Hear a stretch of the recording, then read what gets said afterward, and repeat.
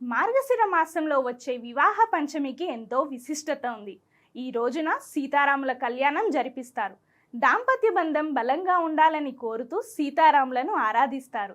అంతేకాదు, వివాహ ప్రయత్నాల్లో అడ్డంకులున్నా వివాహ పంచమి రోజున సీతారాములను పూజించడం వలన దోషాలు తొలగిపోతాయని, వివాహ ప్రయత్నాలు ఫలిస్తాయని అంటారు. పంచమి రోజున ఉపవాసం ఉండి సీతారాములను పూజించాలి.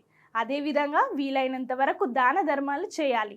వివాహ ప్రయత్నాలే కాదు, వైవాహిక జీవితంలో అడ్డంకులు ఎదురైనా సీతారాములను పూజించడం వలన కష్టాలు తొలగిపోయి జీవితంలో మార్పులు చోటు చేసుకుంటాయని పండితులు చెబుతున్నారు. వివాహ పంచమి తిథి నవంబర్ 24వ తేదీ రాత్రి 9:22 ప్రారంభమై నవంబర్ 25వ తేదీ రాత్రి 10:56 ముగుస్తుంది.